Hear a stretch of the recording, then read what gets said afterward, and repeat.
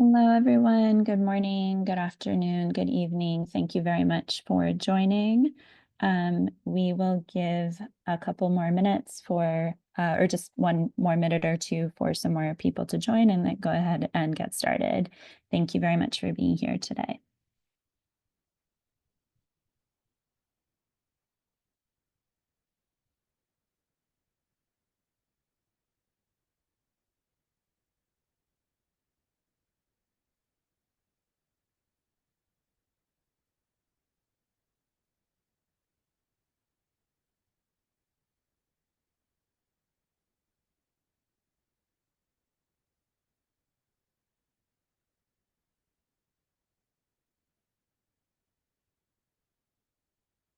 All right, so I think we can go ahead and begin, and more people will join as time goes on. So hello, everyone. Thank you so much again for joining, and welcome to today's webinar, which is hosted by the Hepatitis B Foundation, specifically the Coalition Against Hepatitis for People of African Origin, or CHIPO, and the African Hepatitis B Advocacy Coalition, or ABAC. My name is Beatrice Zovich, and I'm a Public Health Program Manager at the Hepatitis B Foundation and the manager of the CHIPO Coalition. Thank you all very much for tuning in today. Today's webinar is centered on the work and research of Dr. Michael Vinikoor, who is an expert in HIV and viral hepatitis, an infectious disease physician and a global health researcher who is based in Africa. His presentation today will be focused on hepatitis B, specifically in the southeastern region of the continent, and will include an overview of the epidemiology of the disease in this region, models of integration of hepatitis B into HIV programs, and initial experiences of this in both Malawi and Zambia, and the role that civil society organizations and other stakeholders can play in concentrating their efforts and advancing hepatitis B elimination goals. So we look forward to a great presentation today. Next slide, please. Thank you so much. So before we get started, I would like to remind all participants that during today's webinar, all audience members are muted. We encourage you to use the chat feature to let us know who you are and where you are joining from. And if you have any technical challenges, please indicate your issue using the chat box and we will address it as soon as possible.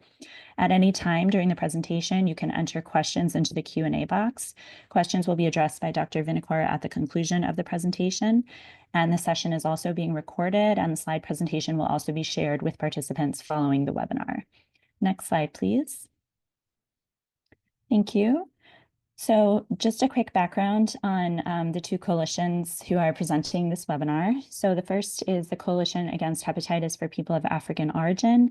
This is a community coalition that is co-founded and led by the Hepatitis B Foundation, and it is composed of organizations and individuals who are interested in addressing the high rates of hepatitis B infection among African communities, specifically in the United States.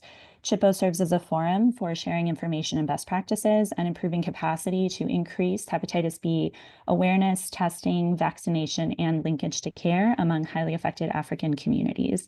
We currently have over 50 coalition members from across the United States. Next slide, please. Thank you. And then secondly, the African Hepatitis B Advocacy Coalition is a brand new and recently launched initiative of the Hepatitis B Foundation, and it is aimed at increasing capacity and collaboration for advancing hepatitis B elimination on the African continent.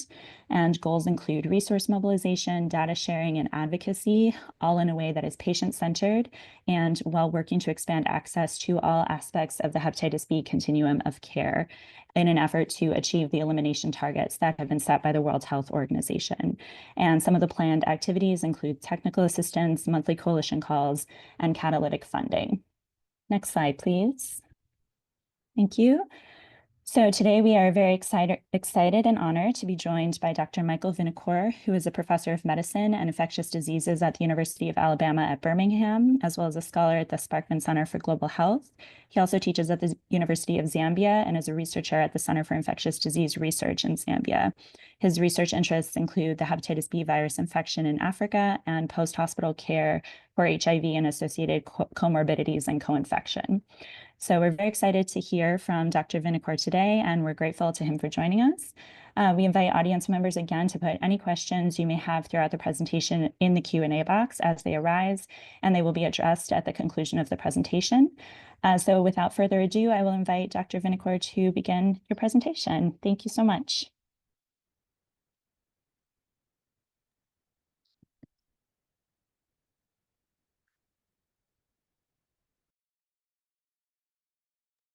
Okay, can you see my slides? Yep, it's perfect.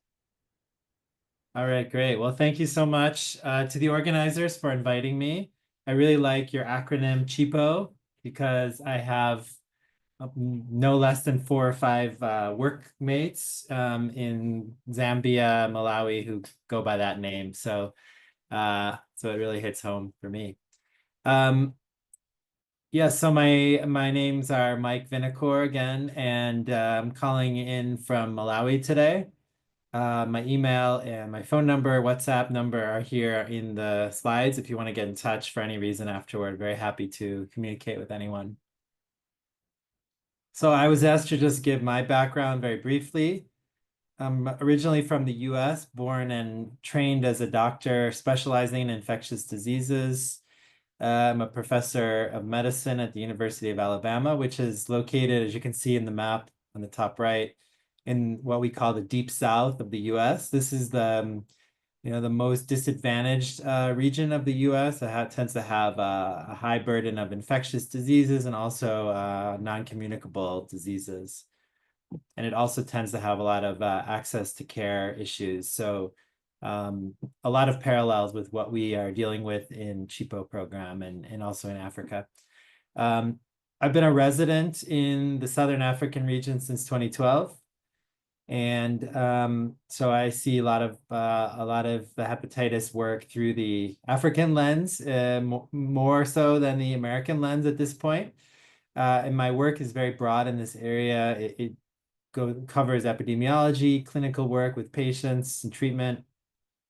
I also do a lot of training and mentoring of health workers and young researchers and work with ministries of health to develop policy. And then I also have some research projects looking at trying to figure out how to cure hepatitis B. So today I'll just give you a little bit of a snapshot as to what's happening with hepatitis B in the Southern East Africa region. And that's the region that I know best. And also it's the region where you have an overlap of hepatitis B and HIV. And this is a globally unique situation. You can see these maps. On the left is the map of Africa, where you can see in red that West Africa has the highest prevalence of hepatitis B, chronic hepatitis B. And the southern, eastern, and central have, a moderately high prevalence. And on the map, on the right is the map for HIV prevalence in Africa. And as we know, that's highest prevalence in the southern region and eastern region as well. So basically, where the overlap of the two infections is most common in the world is in the southern and East Africa region of the world. So before I go any further in my talk, I wanted to touch on the thing that I get asked the most from patients, colleagues, friends, even from, when I meet with civil society organizations or policymakers.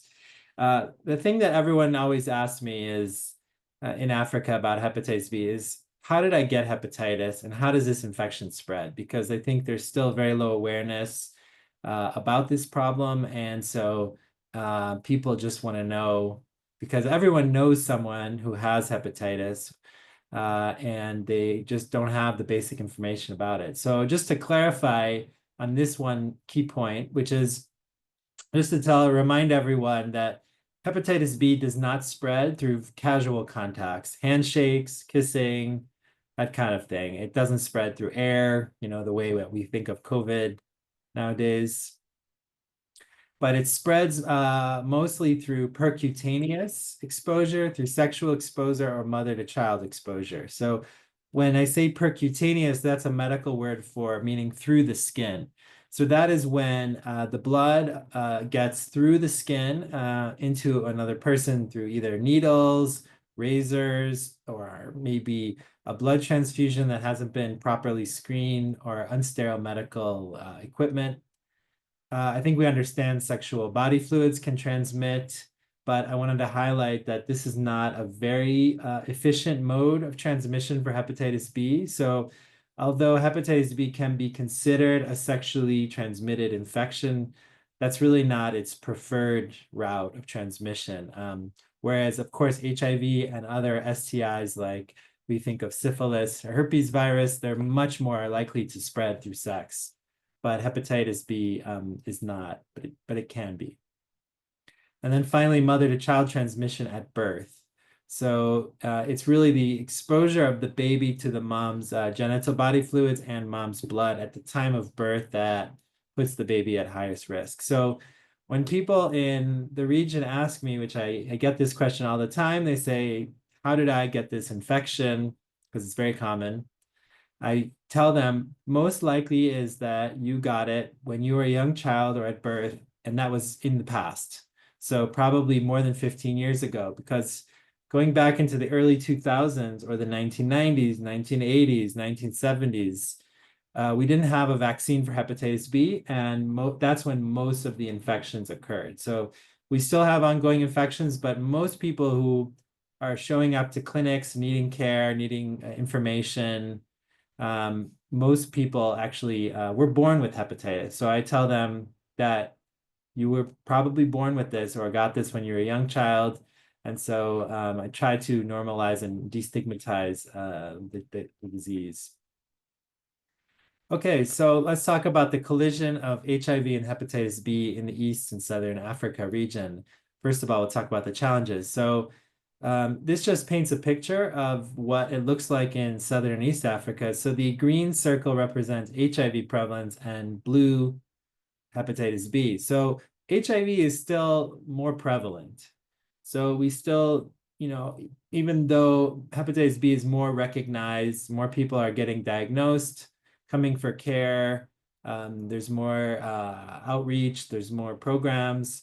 It's still dwarfed by HIV. You can see that here. In Zambia, the Ministry of Health undertook a survey about 8 years ago, and they found in that survey 6% of all adults in the country and 1% of all children in the country were living with an active hepatitis B infection. So that's quite a big burden.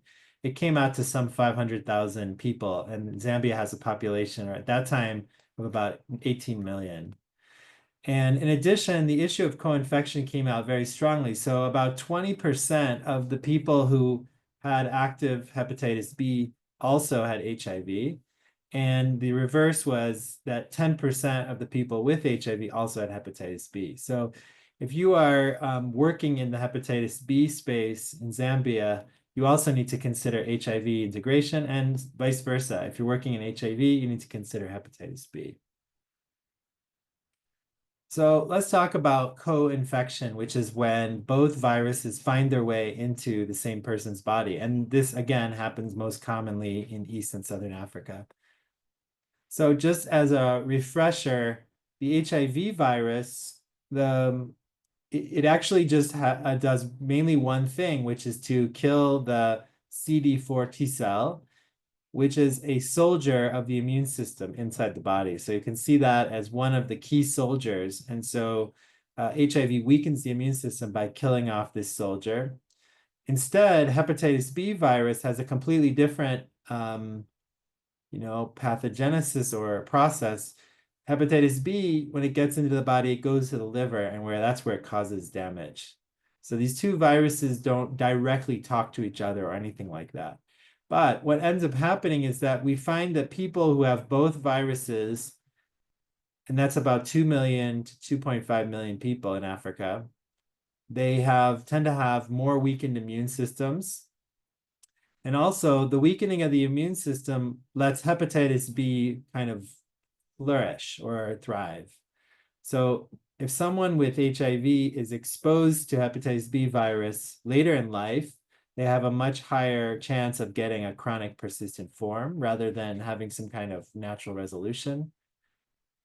People with HIV who are also with HBV tend to have higher viral loads, which means they're also more infectious. And this is also what leads to higher mother-to-child transmission, or MTCT. So So basically, the two viruses don't mix well together, and I spent a lot of time trying to develop and establish the best treatments for this co-infection. And really, we in Southern East Africa should be the experts on this, since it's the most high prevalence as anywhere in the world. For many years, we've known that this mixture of HIV and hepatitis B is not a good one. And so actually, the first ever test and treat initiative for people with hepatitis B was in the setting of co-infection. So once it was recognized that HIV and hepatitis B don't mix well, that was as early as 2007, maybe even slightly earlier in other countries. It was put into the guidelines that anyone with the co-infection should receive universal treatment, no matter what else was going on. What didn't matter their other health status, any of their other lab tests, is if they had the two viruses, they automatically qualified for universal treatment, because we recognized that this was a more dangerous scenario. So then I wanted to move on to the social behavioral side of the two viruses colliding in East and Southern Africa.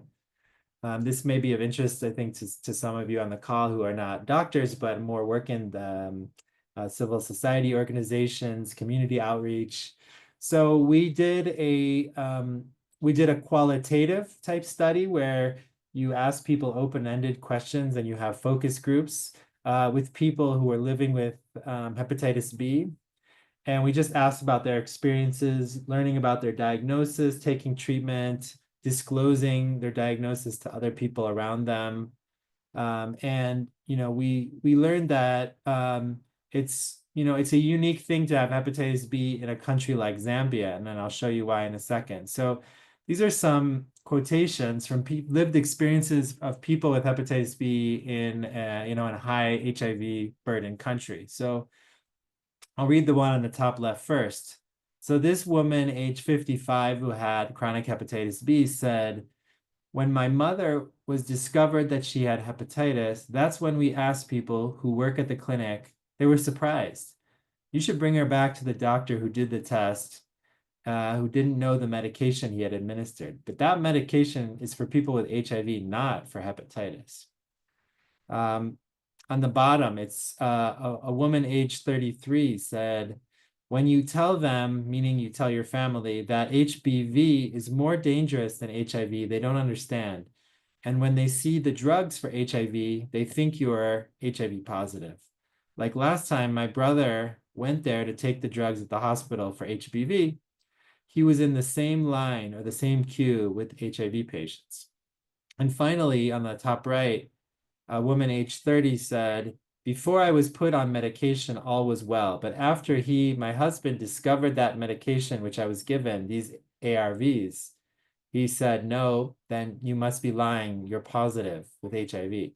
You have to find someone who's hepatitis B like you, because it's not an easy thing. It'll be very difficult for me to understand you and be with you. Allow me to find someone who's negative, since I'm negative. I can't be staying with someone who's taking ARVs.'"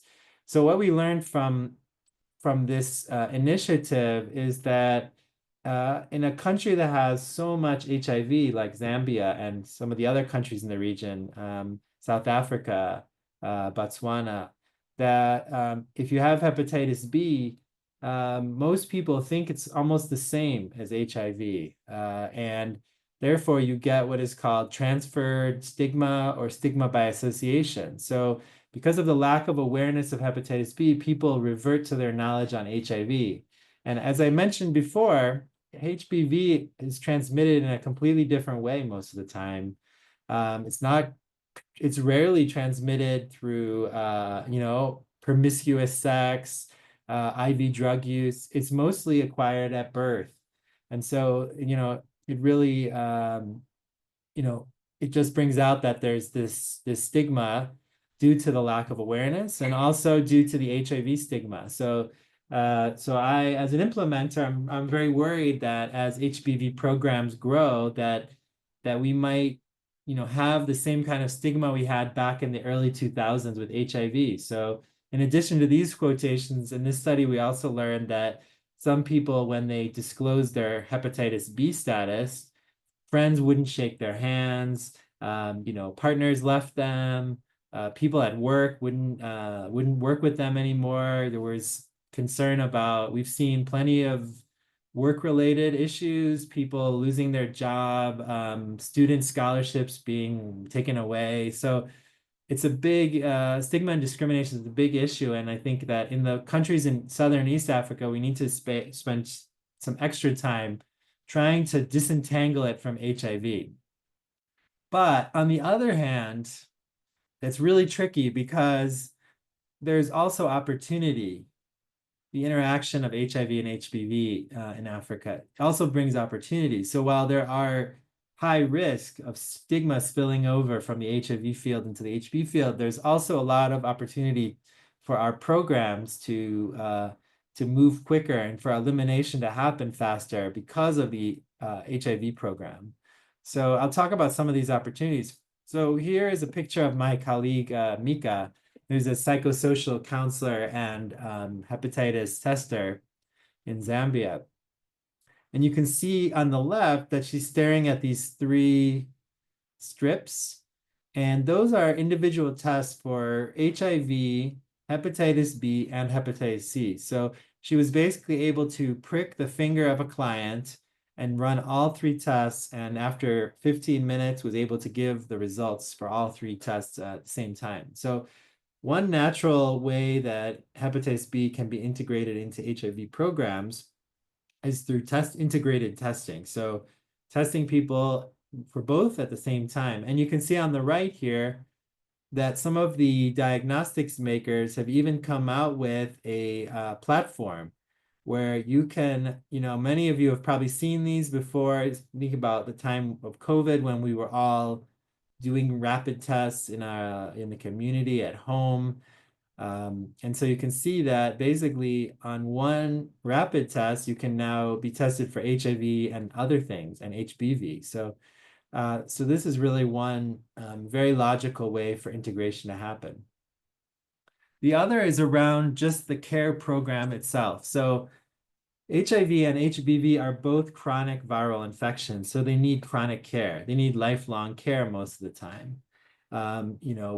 It's different from the flu when you might need treatment for the next week or so, 2 weeks. But for hepatitis B, usually it's a long-term or lifelong treatment, and same for HIV. And so in HIV, the social behavioral sciences are very well developed, and they've come up with care cascades and these frameworks that describe the ideal process of someone learning their diagnosis and having a good outcome ultimately. So, after being diagnosed, you need to link into care, be that in the community or in a facility. You need to receive treatment, and then you need to adhere to that treatment to have the best possible outcome. And then retention and care is essential across this pathway. And it's very common for people to fall in and out of care and have to, disengage, re-engage. This is all very well documented and appreciated in the HIV field. And we can very easily do this in hepatitis B. So any clinic or community program that has HIV care for people living with HIV can easily adapt and bring hepatitis B into the fold. So hepatitis B diagnosis is, as I mentioned, almost the same. There's also linkage to care required.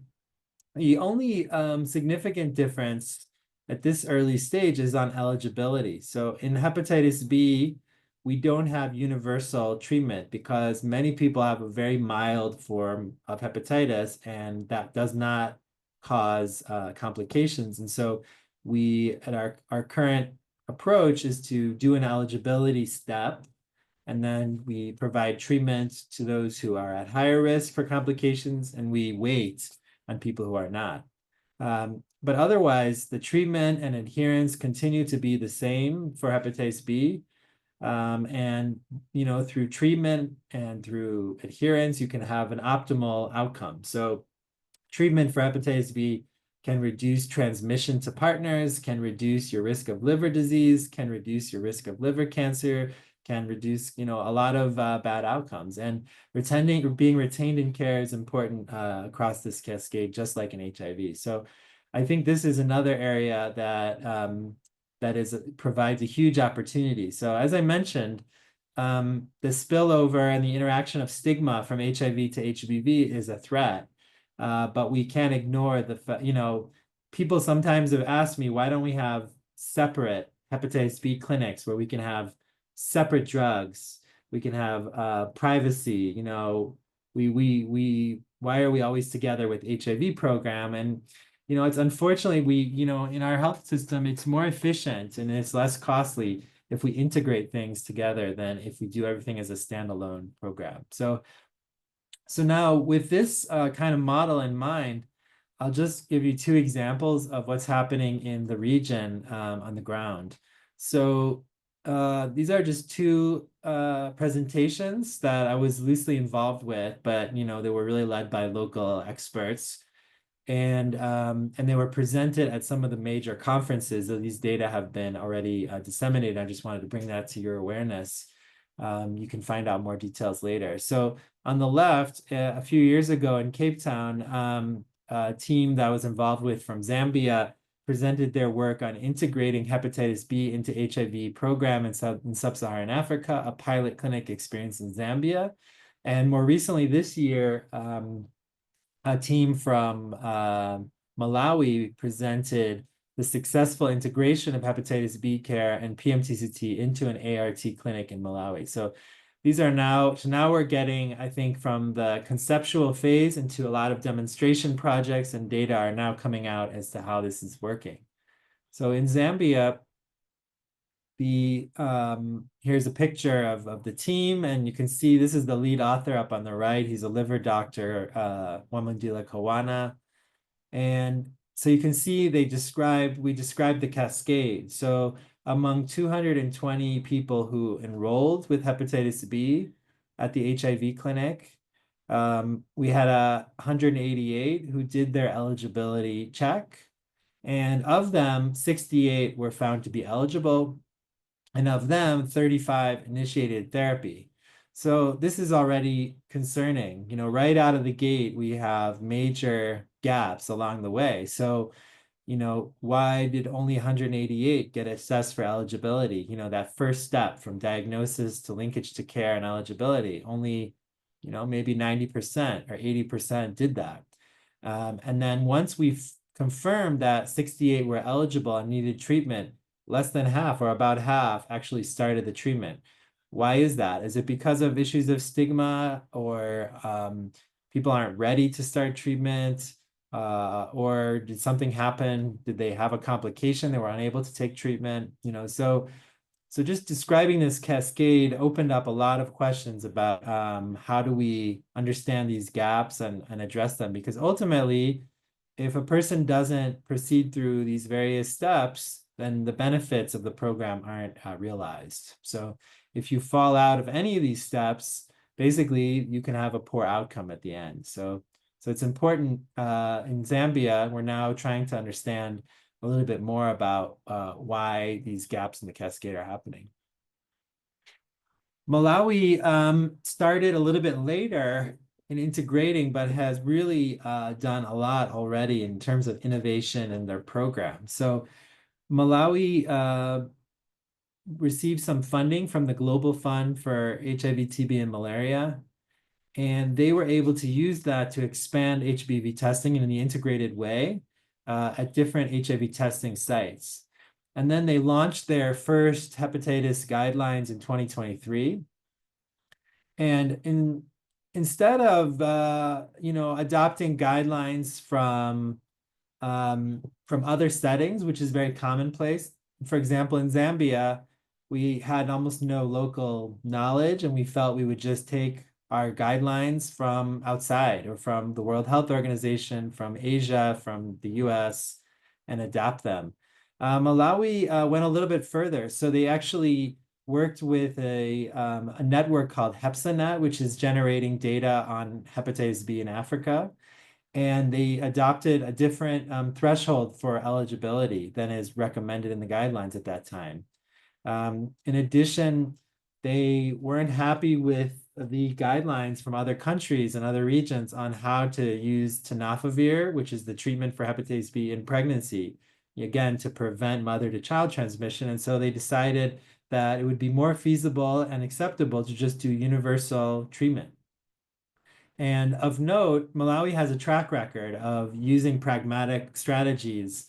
If you have worked in the HIV field over the last decade or so, you would remember that Malawi was the first one to do universal treatment in pregnancy for HIV in order to prevent transmission. And so we used to call that the option B plus. And it started out of practicality in Malawi, which is one of the most, poor countries in the region. And that practicality was so successful and was able to reach so many pregnant women and prevent so many infections in their babies that it was then taken up by other countries. And then later we got the evidence that it worked. So it wasn't that we had the evidence at the beginning, it just made a lot of sense on the ground. And so I think in hepatitis B, Malawi is making an example of how sometimes even without evidence, we need to do certain things that we think are in the best interest of our population. And then we will get the evidence possibly later. And then when Malawi launched its guidelines at the end of 2023, 2024, they said that all HBV care would be provided out of the HIV clinics. So again, using an integrated approach.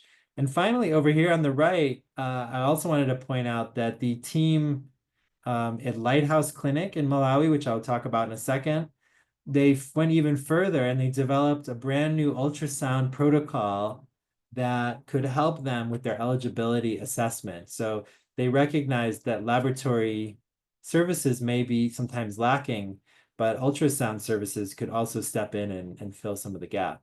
And so this year, Malawi is disseminating some of its early data in this area.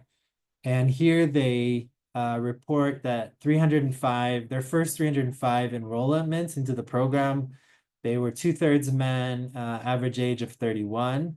About 5% also had HIV, meaning they had the co-infection.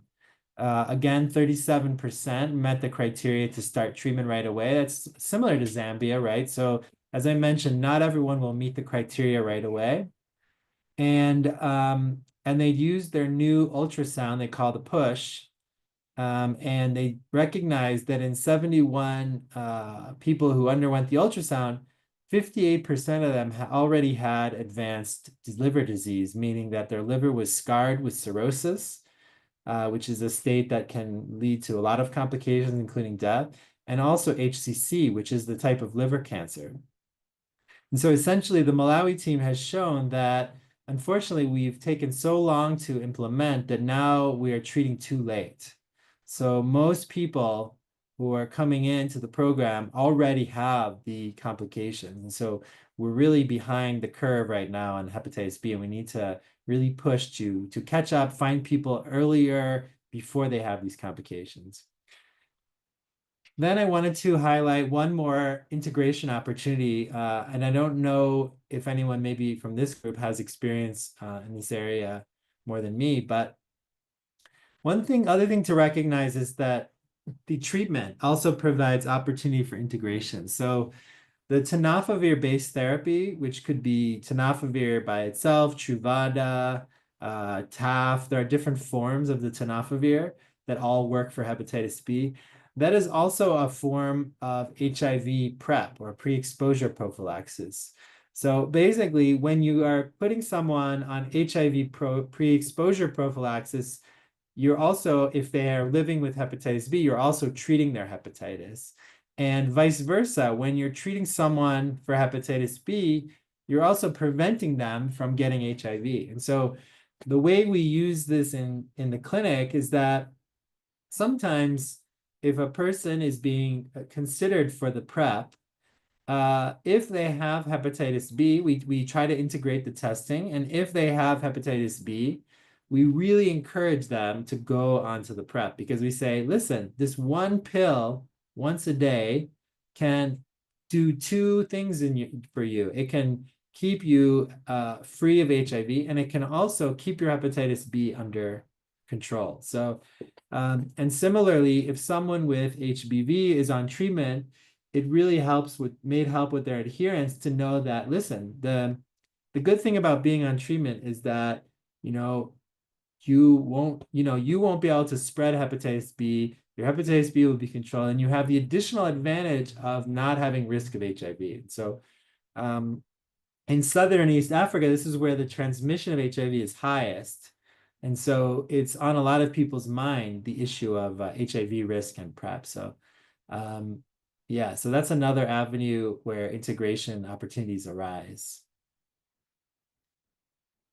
And then finally, I would be remiss, this isn't directly about integration, but I would be remiss if I didn't talk about a little bit more about mother-to-child HBV transmission, because this is a #1 priority in Africa. We have a lot of gaps, but the gap in preventing mother-child transmission is just, such a tragedy, because when a baby is born with hepatitis B, they oftentimes have a lifelong infection and have a high risk of cancer later in life. And so really want to prevent as many of these as we can. And so you can see from the Zambia FIA survey, we estimated that before the EPI vaccine, before the regular hepatitis B vaccine was brought to the country for babies in 2006, that if a mom had hepatitis, about 17% of the babies also had hepatitis. So there was about a 17% mother-to-child transmission rate.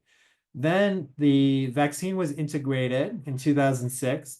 The babies who were born thereafter, the risk went down to 9%. So we cut the risk in half using the current, the strategy of giving vaccines from 6, 10, and 14 weeks of age.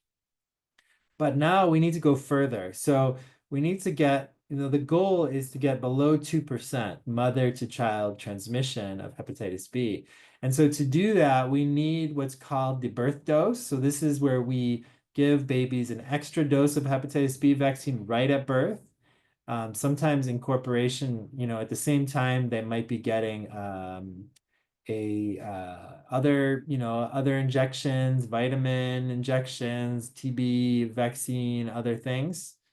And the other thing we need to be doing is to test women in pregnancy and put them on tenofovir earlier, the way that Malawi is doing it now. So really, this just shows you that the current strategy that, for example, Zambia is still using, which is to vaccinate from when the baby is 6 weeks old, it still allows about 9% transmission from mom to baby. So we have a ways to go. Yeah, and then the other thing that's, I think, on everyone's mind is the US funding cuts to global health. So I think we're all aware that, the US is working on dismantling or significantly reducing the USAID, Agency for International Development, and also has been targeting some of the PEPFAR and other HIV/TB programs that are going on around the region. And this has been particularly striking in Southern and East Africa because we have huge HIV programs that are propped up by hundreds of millions, billion maybe, HIV support. And a lot of those HIV programs, the hepatitis rides on that. So the personnel, the laboratory infrastructure, the data systems, there's so much that the HIV programs provide that hepatitis B doesn't need to start from scratch. And so, I would say in the places I know best, in Zambia and Malawi, we haven't seen, any significant big change in hepatitis integration. So we were just where we were last year. It hasn't completely derailed us to do hepatitis elimination activities, but it's really lurking in the background as a threat. And so whatever happens to the HIV program in Southern and East Africa will no doubt affect the hepatitis B program. So it's just something that's on all of our minds. And then I was asked to just comment a little bit on the role of civil society organizations in accelerating hepatitis elimination in Africa. These are just my perspectives on this, but I think many of you are the true experts in this area. So I can think of at least 4 categories. So I think number one is that the civil society organizations are really the best ones to help and initiate community-based support and outreach as the trusted agents in the community, much more trusted than doctors, I would say, most of the time. Where I work in Zambia and Malawi, a lot of people have consulted with community doctors or traditional doctors before they've come to see me. So any kind of awareness testing campaigns would be really helpful for elimination. Creating peer support networks, taking medical information, adapting it to the local context, local framework. As I mentioned, HIV information, it needs to be disentangled from hepatitis B as we bring that to the community. Otherwise, we might perpetuate stigma. Also on the advocacy and the policy side. So of course, as a doctor, I see patients and I am always advocating to the governments and to the budget holders to put more budget in place, but a community and civil society organizations that can have a huge influence on how resources are allocated. Addressing stigma and discrimination. So really trying to look out for myths, identify, document the myths, figure out how we can eradicate them, and thinking about what type of social and psychosocial support is needed for people living with hepatitis B. I think this area has not, I don't know if that much that has been happening in this area. I think it really needs, a dedicated multidisciplinary approach. It's something that does worry me, that the more we raise awareness, the more we might get stigma. So it might backfire as if we don't do awareness raising the right way.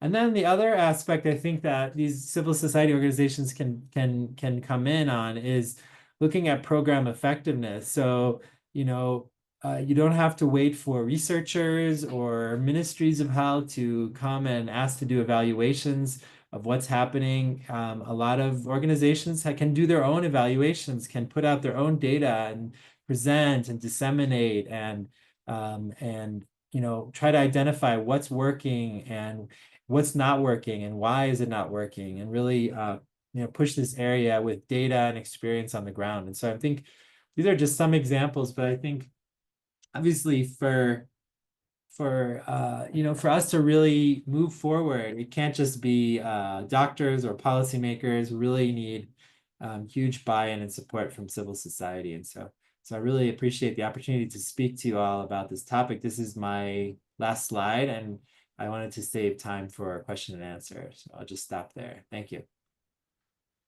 Thank you so much, Dr. Vinikoor, for that really insightful presentation. I think it was a great summary of the work that you're doing and some of the challenges around particularly integration.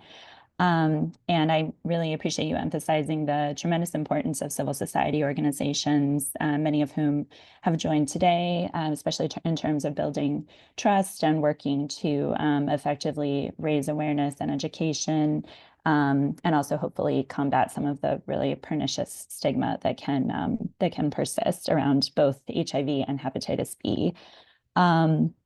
And also the great importance of disseminating data and, how it doesn't necessarily all have to come from necessarily medical professionals, but even data that's collected in the community can be really invaluable in terms of showing the efficacy of different approaches, and is really important to share and disseminate.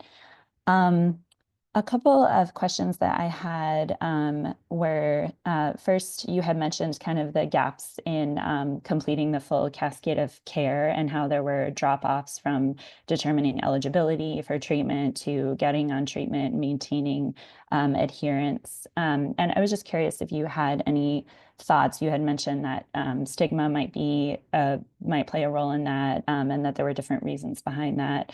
If you just had any further thoughts on how to kind of potentially close some of those loops, whether healthcare navigators or other such community health workers might have a role to play in that, or any other thoughts on kind of increasing some of those rates, that would be great.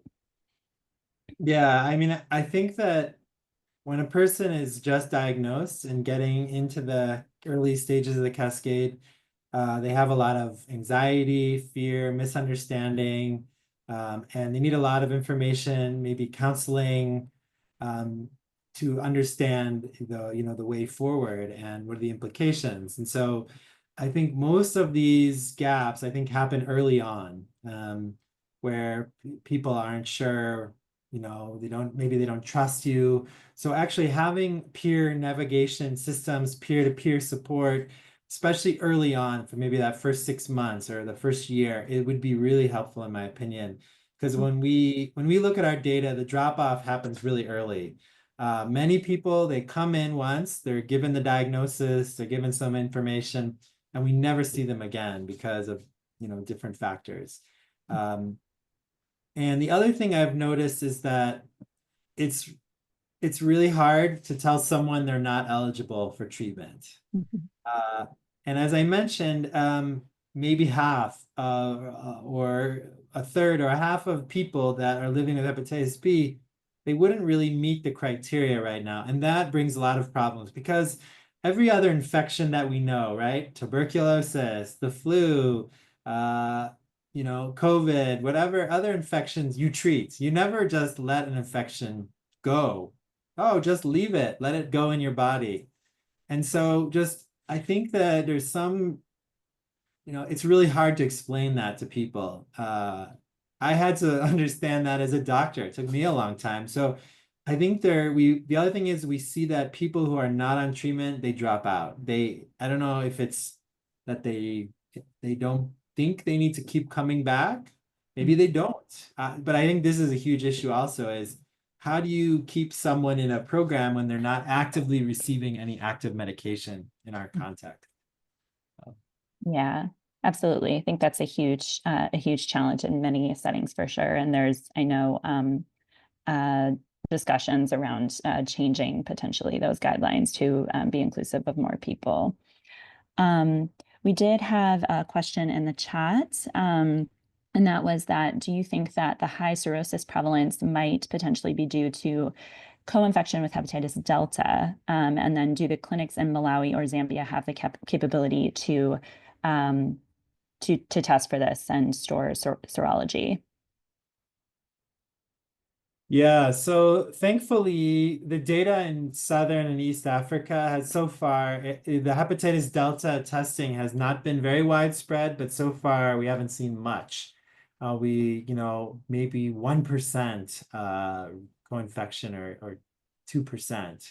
So we don't think that the high cirrhosis in that study was due to delta, but it was probably just due to the fact that there was no treatment available until then. And so people were living in the community, they didn't know where to go. And then finally a clinic opened and that's why they came in. So, but as far as capacity, it's not really a routine test offered in any clinical laboratory. So it needs to be done by a surveillance team from the public health or from a research group right now. And that's really who's taking the lead on Delta screening. It's not, like if I go to my local private laboratory in Malawi, Zambia, even South Africa, it's not that easy to get Delta screening right now. So. Yeah, I think that's a persistent challenge, almost universally as well. We had another question. So it was a wonderful presentation. I have one question. Do you think we will achieve the elimination goals for hepatitis by 2030?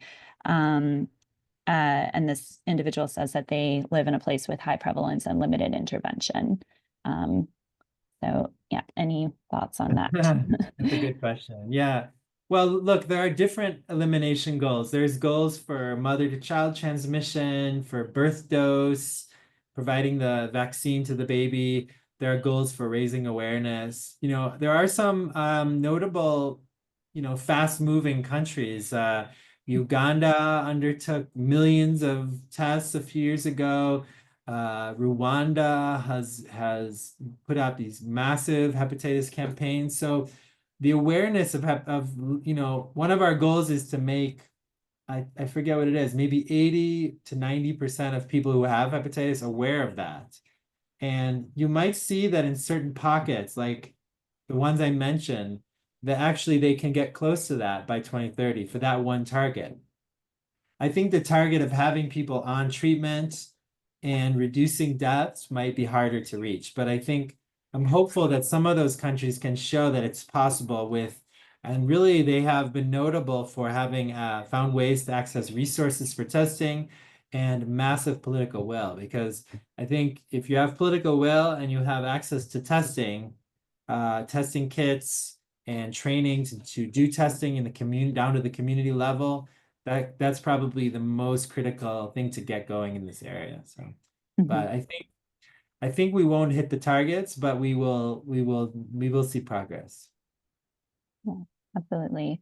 And I think that is one of the goals of the new coalition that we are launching, the Africa Hepatitis B Advocacy Coalition, is trying to focus specifically on capacity building and exactly the things you mentioned. So training of healthcare workers, more widespread education, and provision of resources and materials for certainly testing, and then linkage to care and vaccination as well. So definitely very critical. Um, and another question that kind of came to mind, I know that the expense of treatment can often be cost prohibitive for people to access.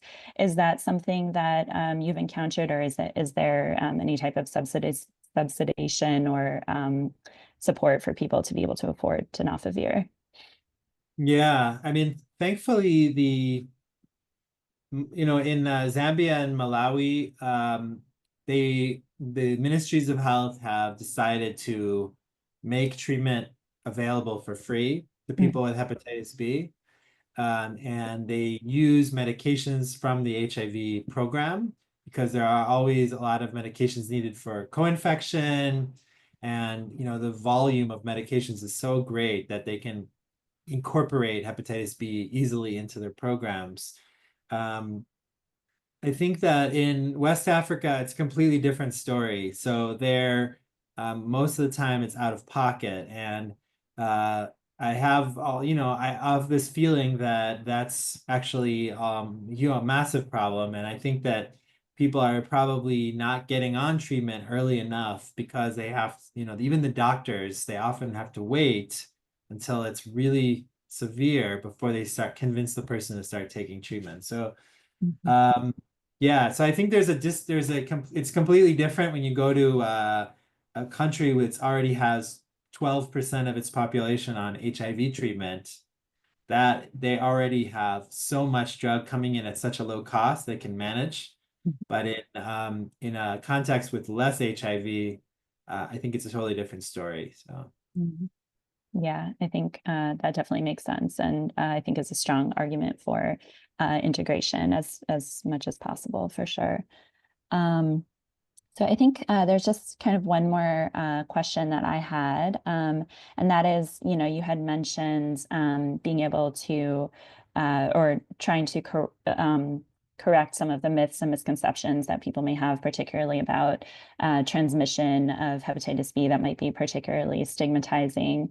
Do you find that your efforts are successful, or that people are kind of willing to change their minds, or do these misconceptions kind of persist? And do you have any thoughts on ways to dismantle them? I know you had mentioned that as awareness increases, an unfortunate side effect might be that stigma may rise as well. But just if you have any thoughts on on effective education around that. yeah, I mean, this is really, I'm really not an expert on communication, and I'd like to work with one though. So we've tried to take a family-centered approach with hepatitis B because, again, it often was something that's spread in the household from mom to baby or between small children. Um, and it can spread through different ways. It's not primarily a sexually transmitted thing. So I think taking the family approach is what I try to go for, because I think if people see this as something that runs in the family, like high blood pressure, right? I think people understand that my aunt, my mom also have high blood pressure, so I should also be screened. So just kind of trying to frame it as a family approach is the one thing I've been doing lately. Mhm. Um, And no, usually it's just time and time to give information, and then also the right person. So we have I have a lot of health workers who are my clients because health workers are affected, and actually even more because of they get exposed on the job to the virus. And when it's a health worker, it's easy for me to give them information and to teach them. But when people from the community come in, I really rely on a community member who's living with hepatitis or one of our peer supporter networks, counselors to do that education, because I think coming from someone at their level is more influential. Mhm. They know the right words to say, and then, so I think that's why all of your efforts to train people in the civil society organizations, that will have a spillover, because each person that you train well will then train, five others, and soon you'll have a massive sustainable network of information spreading people. Yeah, I think I'll absolutely. just there. I don't have a magic bullet, unfortunately. Yeah.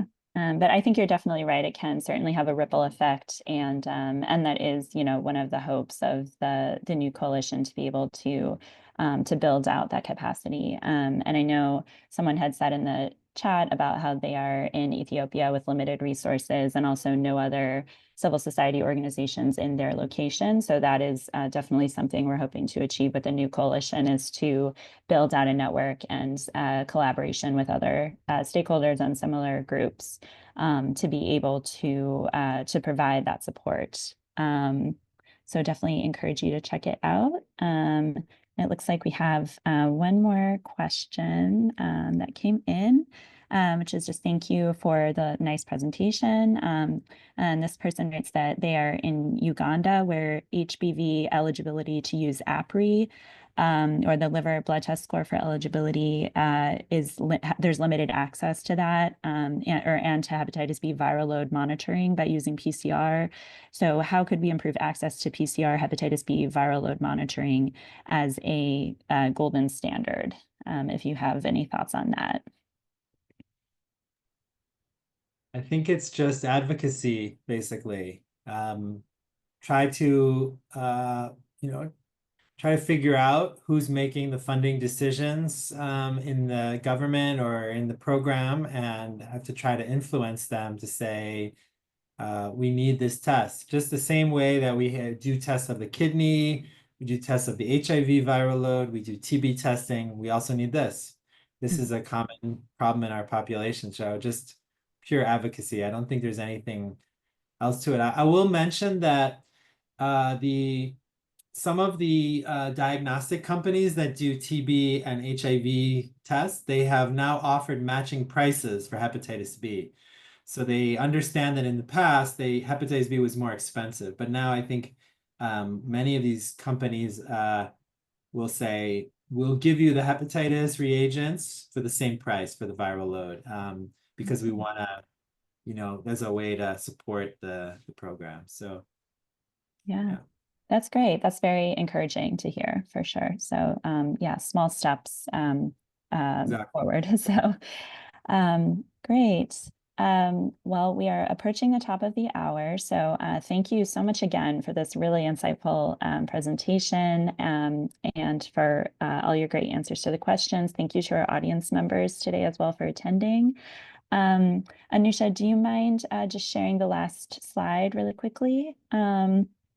Thank you so much. And just to close us out, thank you so much again today to Dr. Vinikoor for your really rich insights and great presentation.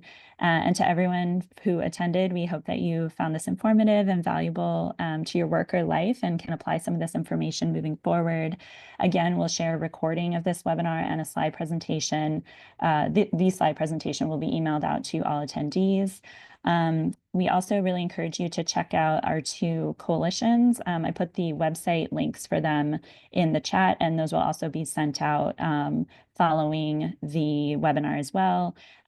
Also, Dr. Vinikoor's contact information is on his slide set too. So if anyone has further questions or wants to engage more, you can feel free to do that as well. And feel free to get in touch with either myself or Catherine regarding either of the coalitions that we mentioned, and visit our website for more information about any of our programs. So thank you so much again to everyone for joining. Thank you to Dr. Vinikoor so much. We really appreciate your time. And that concludes our webinar. So we hope you have a great rest of the evening. Thank you so much. Thanks. Bye, everyone. Thank you. Bye. Okay, bye.